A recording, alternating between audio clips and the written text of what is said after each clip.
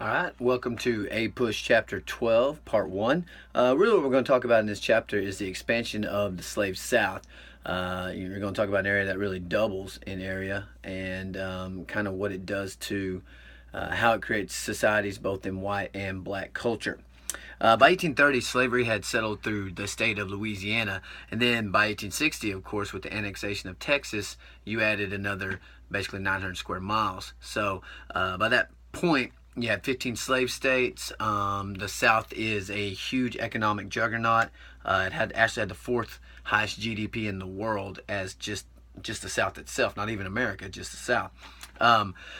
Also, a very important thing that happened was in 1809, Congress banned the importation of slaves, meaning that no longer could we kidnap slaves in Africa or get slaves in Africa and bring them across the Atlantic and sell them here in America. So as the Deep South begins to grow more and more and cotton prices begin to double, they have a supply and demand problem. People want more and more cotton. Cotton is making them money, but they don't have enough labor to get as much work done as they want. So what they do is you'll see the Deep South of like Georgia, Mississippi, Alabama, Louisiana, Texas. That's really the Deep South. They're going to start buying slaves from the Old South or the Upper South, which was the original slave states of Virginia and the Carolinas, Maryland, who at this point, their economies have changed a little bit, so they really don't need as many slaves. Now those slaves are sitting there, they're having to feed them, they're becoming an economic liability. So they're going to begin to sell them to the South, which of course brings in a tremendous amount of disruption to the lives of African Americans there. Because now you're going to get the families being split apart. 1 in 4 marriages are split. Now, to be fair, slave owners tried not to split marriages up because they knew that it created disgruntled slaves, but they could if they wanted to. And oftentimes they would use the threat of splitting families up as a weapon against African Americans. But it was 1 in 4. You could be, if you just got married or if you've been married 20 years, it didn't matter. If the master wanted to sell you to the South because he needed to pay some debts, that was something that he could do. So, of course, very disruptive to African American culture itself. But still, with all of that, you got to understand that many plantation owners saw themselves as benevolent masters, that they were caring for these people that really couldn't care for themselves. And they didn't see themselves like we see them as these, sometimes we view them as being evil men. Sometimes we just view them as incredibly misguided. But for them themselves in their time period, they were taking care of unruly children, if you will. They were taking these people from the wilds of Africa and giving them civilization and Christianity. So again, paternalism, benevolence, keep that in mind because that's what many of these planters saw themselves as. They don't see themselves as bad people in whatsoever. Planters.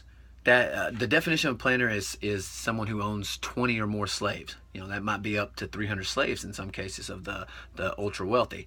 But to be a planter, you typically needed to own 20 slaves or more. They were the top of Southern society without a doubt. They were the rich of the rich. Now, westward movement, as we begin to move westward in this country through manifest destiny, is going to split slavery into 2 groups.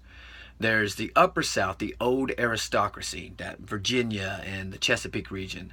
They're a very different kind of plantation owner. They styled themselves like European aristocrats. They saw themselves as lords and their slaves as kind of like the peasants who worked on their manor.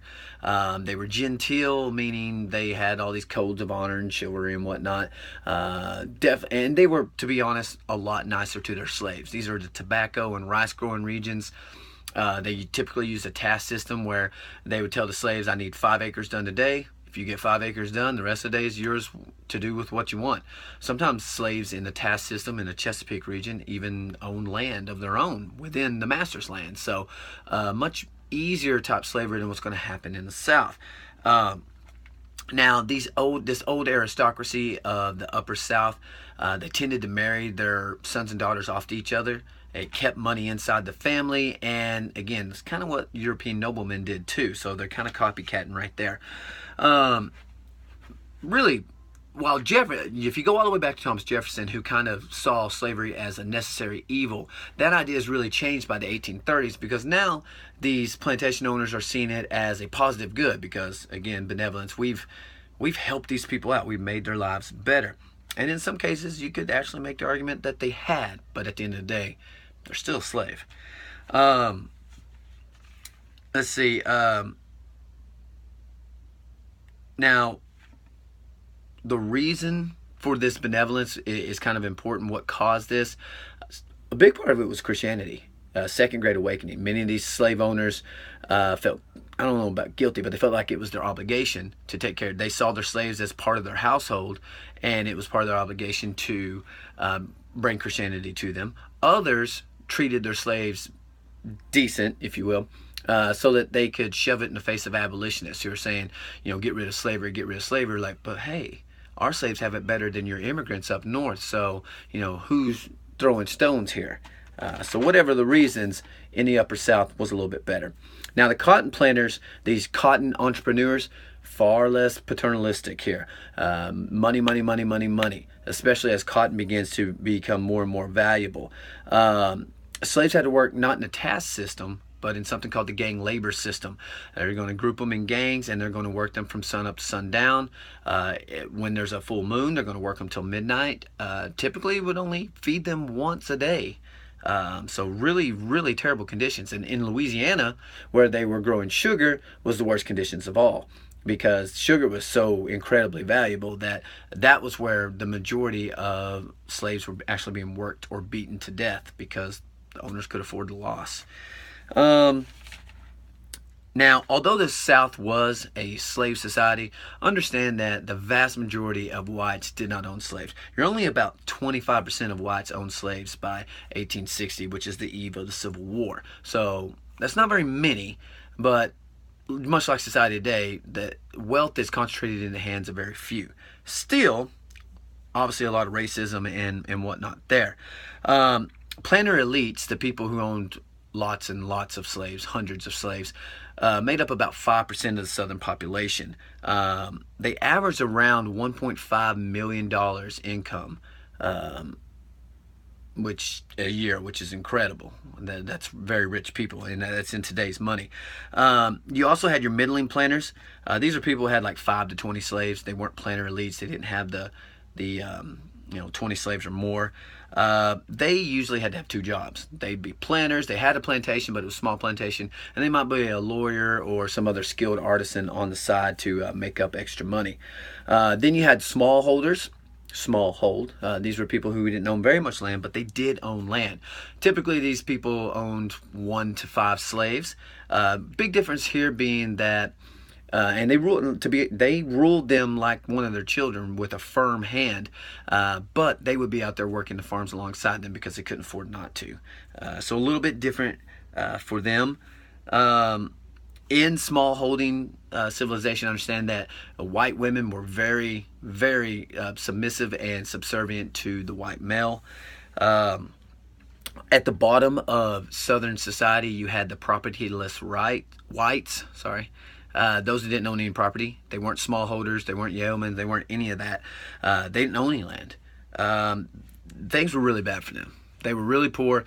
And in Southern society, if you were doing hard labor, that's what black people do. White people don't do that. So they couldn't really find a way out of that vicious cycle there. It was very hard for them. So it was hard for them to find respect amongst their peers in their time period. Also, the rich kept them down, because the planter elites refused to pay taxes to support publicly funded schools. So these poor white people couldn't send their kids to school to become educated to be lawyers or doctors or businessmen or anything that could actually improve their lives. So social mobility out of these white people without property was incredibly limited. So because of that, a lot of these propertyless whites would actually flee the areas dominated by planter elites and go up into the hills, and they would become hillbillies. In our area, there wasn't a whole lot of cotton growing going on, and you get the hillbilly idea. They didn't own slaves, and there are many other instances of this in Southern society. Okay, so we'll end part 1 right there. and just want to see the difference in the two slave societies and what caused that, really linking back to 1809 and the no importation of slaves really caused it. Westward migration, you divide the South into two different groups. You have the harder deep South, where it's gang labor system, and you have the nicer, if you will, relatively nicer upper South, the old aristocracy, who have their slaves work in the task system.